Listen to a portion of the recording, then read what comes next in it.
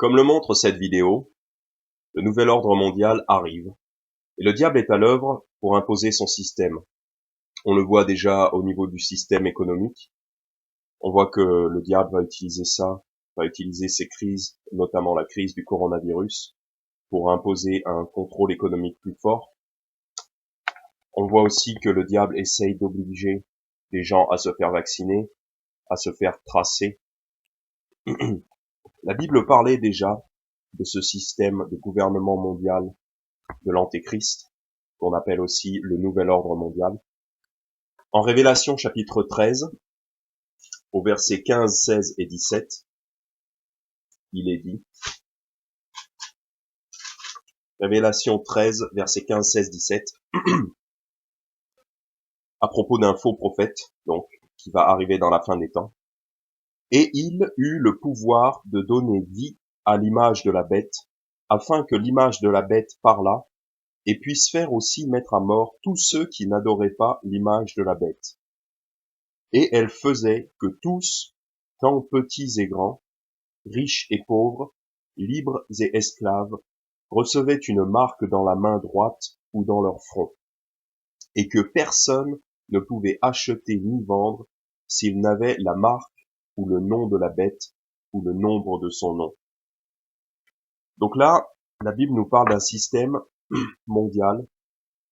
D'ailleurs, au verset 7, il est dit, à propos de l'Antéchrist, juste avant, donc, il est dit, et il lui fut aussi donné de faire la guerre aux saints et de les vaincre, et il lui fut donné pouvoir sur toute tribu, toute nation et toute langue. Toute tribu, langue et nation. Et tous les habitants de la terre l'adoreront, ceux dont les noms ne sont pas écrits dans le livre de vie de l'agneau qui a été immolé dès la fondation du monde. Donc la Bible dit que tous les habitants de la terre adoreront cette bête. Et donc ce qu'on avait lu au début, les versets 15, 16 et 17, ça parle du fait que l'Antéchrist, qu'on appelle aussi la bête, va faire que tout le monde va accepter de recevoir une marque dans leur main droite ou dans leur front, et que personne ne pourra acheter ni vendre sans recevoir une marque dans leur main ou dans leur front. Les gens vont vouloir cette marque, parce que sinon, ils pourront pas faire partie du système de l'Antéchrist, ils pourront pas vivre, soi-disant.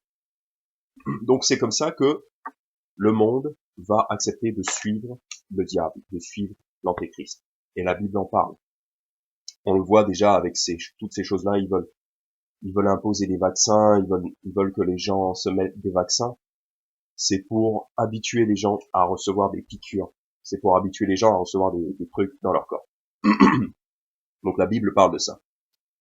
Et j'espère que comme moi, vous êtes dégoûtés par ce système et que vous ne voulez pas recevoir un vaccin, que vous ne voulez pas recevoir une marque, une puce électronique par exemple. Ça pourrait très bien être une puce électronique qu'on vous met dans la tête. J'espère que vous voulez pas recevoir ces choses-là et que vous ne voulez pas que ce système-là vous réduise en esclavage. Mais la Bible dit que tous les habitants de la terre l'adoreront, sauf ceux qui sont écrits dans le livre de vie de l'agneau. Il faut savoir que Dieu, que le Christ va revenir et qu'il va écraser ce système. Ce système, une fois qu'il aura été mis en place, ne durera pas très longtemps.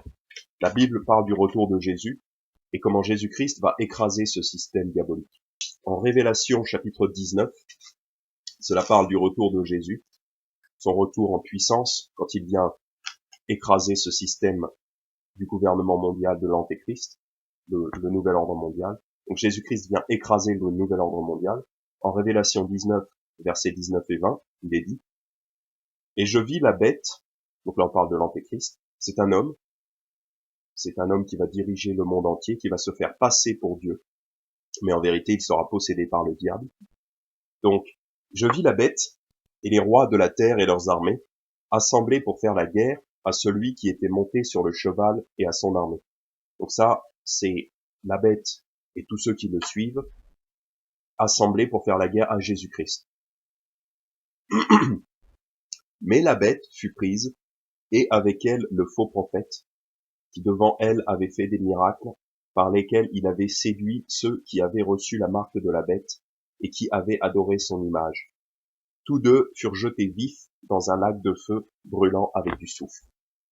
Donc on voit que quand le Christ revient, juste un petit peu après que l'Antéchrist ait imposé son système, le Christ revient, pas longtemps après, et il les écrase, et il les jette vifs, donc vivants, dans un lac de feu brûlant avec du soufre. Donc le Christ aura la victoire sur ce système.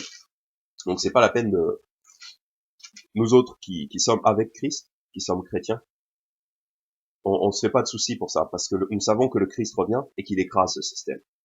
En Révélation 14, les versets 9 à 11, on nous parle justement des gens qui le suivent. Et le troisième ange les suivit, disant d'une voix forte, si quelqu'un adore la bête et son image, et reçoit sa marque dans son front ou dans sa main, il boira aussi du vin de la colère de Dieu, du vin pur déversé dans la coupe de son indignation, et il sera tourmenté avec le feu et le soufre en présence des saints anges et en présence de l'agneau. Et la fumée de leur tourment monte pour toujours et toujours, et ils n'ont aucun repos, ni le jour ni la nuit, ceux qui adorent la bête et son image, et quiconque reçoit la marque de son nom.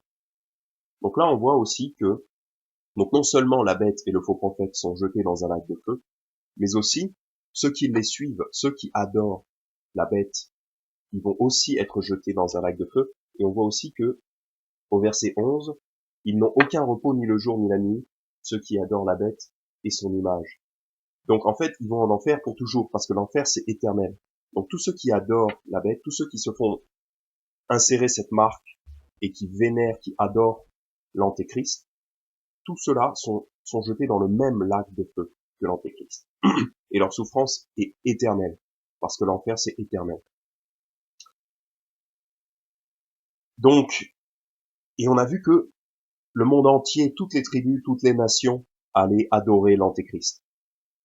Donc, il faut pas l'adorer, parce que si on l'adore, on est scellé, on est sûr d'aller en enfer. Le Seigneur revient et il envoie ces gens-là dans un lac de feu. Et j'espère que vous ne voulez pas suivre l'antéchrist.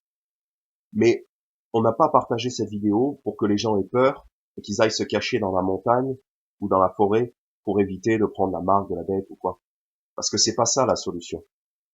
Même si vous allez vous cacher quelque part, peut-être, si vous êtes bien caché dans la montagne, peut-être que vous pourrez échapper au système de l'antéchrist. C'est possible que vous échapperez au système de l'antéchrist. Par contre, il y a une chose à laquelle vous n'échapperez pas, c'est votre rendez-vous avec le Créateur, avec Dieu. Parce que tout homme doit mourir. La Bible dit qu'il est réservé aux hommes de mourir une seule fois, et après cela vient le jugement. Donc tout le monde doit mourir et passer devant Dieu. Donc à ça, vous n'y échapperez pas. Et j'espère que vous ne voulez pas adorer l'antéchrist. Pourtant, vous aussi, quelque part, si vous n'êtes pas réconcilié avec Dieu, si vous ne vous réconciliez pas avec Dieu, vous irez dans le même endroit que l'antéchrist et que ceux qui adorent l'antéchrist, c'est-à-dire le lac de feu.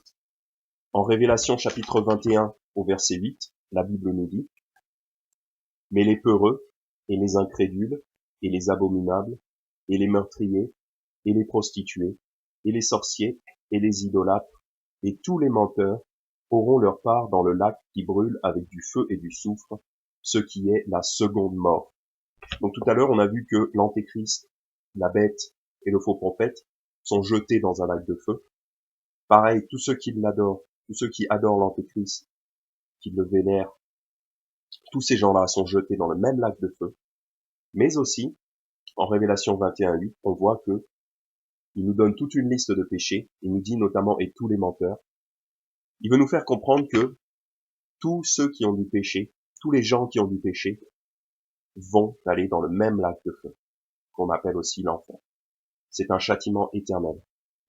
Et même si le nouvel ordre mondial et le système de l'antéchrist ne se met pas en place durant notre vivant, si nous mourons dans nos péchés, nous irons dans le même endroit que l'antéchrist, le lac de feu.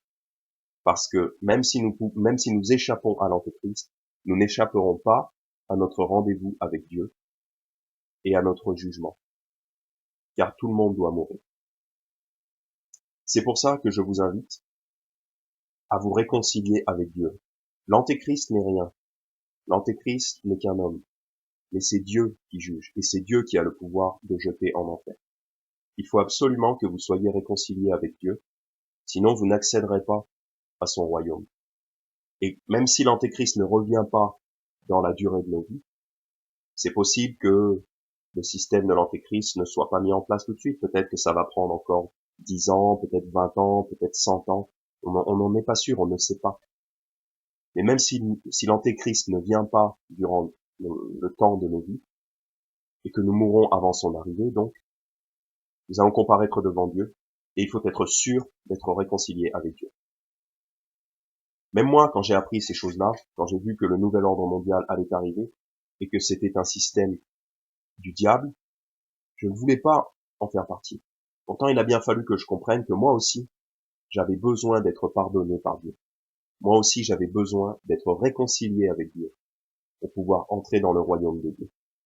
La solution pour la réconciliation, elle nous est donnée en 2 Corinthiens, chapitre 5, au verset 19. Donc, sachez que vous n'êtes pas réconciliés avec Dieu par vos bonnes actions. Ça, cela ne marche pas. Non, la seule chose qui nous réconcilie avec Dieu, c'est son Fils Jésus-Christ.